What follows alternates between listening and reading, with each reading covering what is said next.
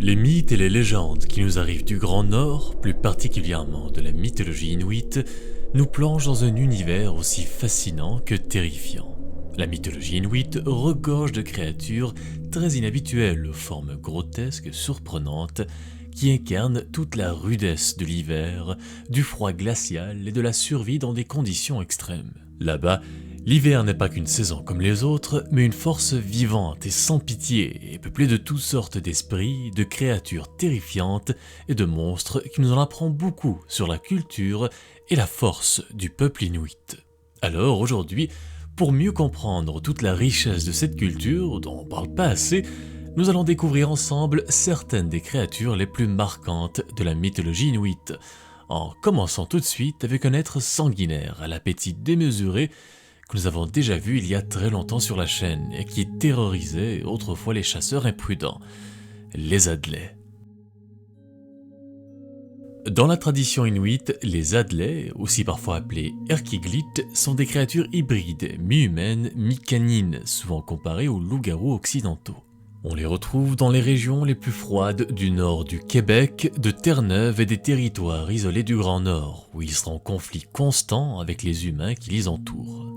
Leur existence a été documentée pour la toute première fois par l'anthropologue américain Franz Boas lors de son expédition sur l'île de Baffin entre 1883 et 1884. Suite à cette expédition, il avait publié toutes ses découvertes dans le Journal of American Folklore, où il expliquait que les Inuits classaient les créatures mythologiques en deux catégories, celles qui représentaient les forces du bien et celles qui incarnaient le mal absolu. Selon la grande majorité des récits, les Adlais étaient clairement associés au côté sombre et négatif de la mythologie inuite. On les décrivait comme des créatures très grandes et imposantes, aux griffes acérées, aux crocs menaçants, au pelage dense et hirsute, avec une nature sanguinaire et très agressive.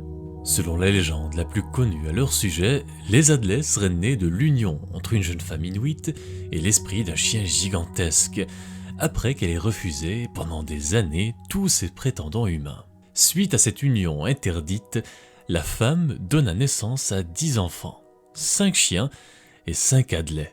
Petit à petit, la mère se rendit compte que ces enfants monstrueux avaient un appétit insatiable, impossible à satisfaire, ce qui força la famille à être exilée sur une île très loin du reste de la communauté pour ne pas les mettre en danger. Et puisque la nourriture se faisait de plus en plus rare, les Adlais furent contraints un jour de quitter l'île pour chasser sur le territoire inuit, provoquant des conflits violents avec les humains. Depuis, on raconte que les Adlais se seraient multipliés et erraient encore aujourd'hui à la recherche de proies humaines et animales pour survivre à la rudesse de l'hiver. Nanook est le nom donné au dieu de l'ours polaire. Il faut dire que l'ours polaire a toujours été un animal très important dans la culture et le mode de vie des Inuits. Il symbolise l'interdépendance entre les humains et le monde animal, une relation fondée sur le respect, l'équilibre et la survie mutuelle. Cette relation sacrée se reflète donc à travers Nanook. On le décrit comme un esprit très puissant ou un maître surnaturel qui exerce une autorité suprême sur tous les ours polaires. Il les contrôle, dicte leurs mouvements, leur reproduction et la disponibilité des ours comme proie pour subvenir aux besoins des chasseurs humains dans le rude environnement arctique. Il est souvent décrit comme possédant des qualités quasi humaines qui le distinguent des animaux ordinaires, ce qui lui vaut d'être qualifié de presque humain par les Inuits, en raison de sa force, de son intelligence et de sa capacité à éprouver des émotions très complexes. Cet anthropomorphisme reflète le lien spirituel profond que les Inuits attribuent aux humains et aux ours polaires, considérant Nanook non seulement comme une bête, mais aussi comme un être sensible capable de comprendre les actions et les intentions humaines. C'est l'une des figures les plus importantes et respectées de la mythologie inuite, tout simplement parce qu'il est directement lié à la subsistance et à la protection. Imaginez un esprit vigilant. Nanook veille sur la chasse, évaluant la conduite des chasseurs pour décider de leur accorder le succès ou non, dépendamment de leur respect et de leur modération, récompensant les pratiques éthiques par une abondance de gibier et privant de proie ceux qui font preuve d'arrogance, de gaspillage ou de mépris envers les animaux. Les Inuits considéraient à la fois cette divinité et l'animal qu'il représente comme un symbole de force, d'indépendance et d'endurance, des qualités essentielles à la survie dans les climats froids et les conditions météorologiques extrêmes du Grand Nord. Selon une ancienne légende, ceux qui tuaient l'ours correctement et respectaient son esprit obtenaient des chasses beaucoup plus fructueuses, tandis que ceux qui ne le faisaient pas échouaient lamentablement. Aujourd'hui, dans les communautés inuites contemporaines, Nanook, l'esprit maître des ours polaires, demeure un élément essentiel de l'expression culturelle à travers l'art, les contes et les événements communautaires. Sous les eaux glacées de l'Arctique, bien en dessous de la banquise craquelée et le long des rivages, rôde une créature marine sournoise, invisible aux yeux des adultes, mais toujours à l'affût des plus vulnérables, les enfants. Dans les croyances inuites, on la connaît sous le nom de Qalopiluit. Ces êtres vivraient sous la glace, tapis dans les eaux sombres, attendant le moment où un enfant désobéissant s'approche trop près du bord. Une simple seconde d'inattention suffit. Le Qalopiluit surgit alors pour enlever l'enfant et l'entraîner sous la glace, là où ses parents ne le retrouveront jamais. On les décrit généralement avec une peau écailleuse, bosselée, parfois couverte d'algues ou de givre, et dégageant une odeur âcre et sulfureuse. Leur apparence est à mi-chemin entre l'humain et la bête, comme tant d'autres créatures de cette mythologie. Certaines traditions racontent même que certains d'entre eux portent des parkas traditionnels aux couleurs très vives, semblables à celles des Inuits, mais dotés de grandes poches dorsales. Ces poches serviraient à y glisser les enfants capturés pour les emporter sous la glace. Mais le plus terrifiant n'est pas leur apparence, c'est plutôt leur manière de chasser. Les Qalopiluit possèdent une routine de chasse redoutable. Ils émettent une sorte de bourdonnement grave ou un sifflement doux et hypnotique, parfois décrit comme le pleur d'un bébé ou encore comme la voix d'une mère appelant son enfant. Ce sonfle sur l'eau glacée, porté par le vent, et pousse les enfants à s'approcher dangereusement du bord, ces derniers croyant entendre leur mère les appeler. Et une fois suffisamment près, la glace cède et il est déjà trop tard. Leur présence est souvent annoncée par des bruits inquiétants, des coups sourds sous la glace, le craquement anormal de la banquise ou le mouvement lent des flots. Ces sons ne sont pas anodins, ils servent d'avertissement, rappelant aux enfants de rester loin des zones dangereuses, particulièrement au printemps, lorsque la glace devient traîtresse. Historiquement, le mythe des Qalopiluit jouait un rôle essentiel dans la transmission des règles de survie. Dans un environnement où la glace pouvait se briser sans prévenir, et où tomber à l'eau signifiait presque toujours la mort, ces créatures servaient donc d'outils pédagogiques. Racontées de génération en génération, ces histoires permettaient d'inculquer la prudence aux enfants bien avant qu'ils soient capables de comprendre les dangers réels de l'Arctique. Aujourd'hui encore, la science nous l'assure, l'épolard ou l'orque est un prédateur apex absolu. Intelligent, coordonné, sans rival naturel, rien dans l'océan ne le chasse et c'est peut-être pourquoi, dans les régions du détroit de Bering, qu'une légende avait commencé à circuler chez le peuple Yupik. Une légende à propos d'une créature surnaturelle colossale à mi-chemin entre l'épolard et le loup et qu'on surnomme Aklut. L'Aklut n'est ni tout à fait un animal, ni véritablement un esprit. Il incarne une croyance centrale du monde Yupik, celle de l'Inua.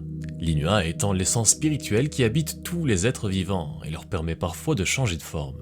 Dans cette vision du monde, les frontières entre espèces, entre terre et océan, ne sont jamais vraiment fixes.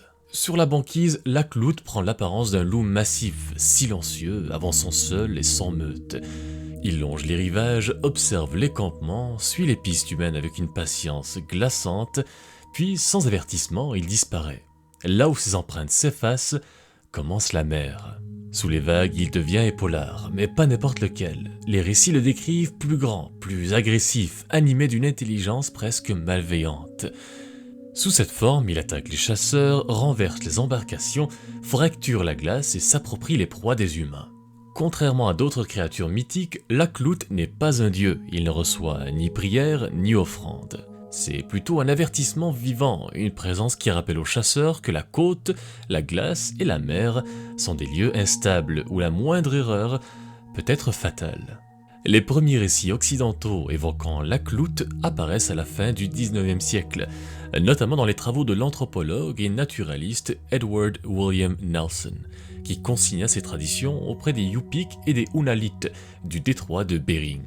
Il note que certains objets du quotidien, comme des louches sculptées ou des gravures, mêlent subtilement des traits de loup et d'épaulards, preuve que cette créature habitait aussi l'art et la vie matérielle, pas seulement les contes.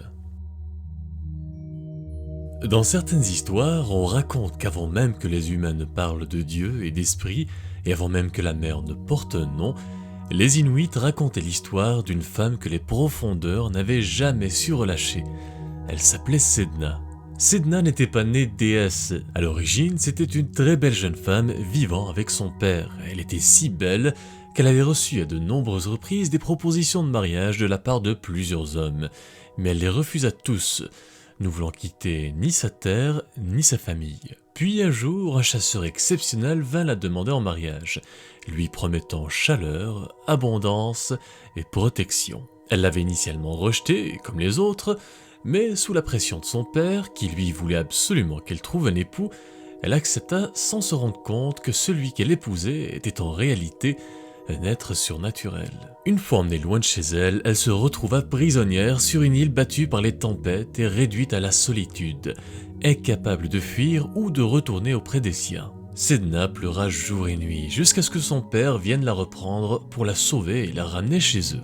Mais en fuyant avec le canot, une tempête soudaine et violente éclata. Les vagues se dressèrent, le vent hurla, et, pris de panique, le père tenta de sauver sa propre vie au détriment de celle de sa fille. Il jeta Sedna à l'eau pour apaiser la mer et alléger l'embarcation, mais réussit à s'agripper au bord du canot pour ne pas tomber. Son père prit alors la terrible décision de lui trancher les doigts un à un avec son couteau. Ses doigts, tombant dans l'eau glacée, ne disparurent pas.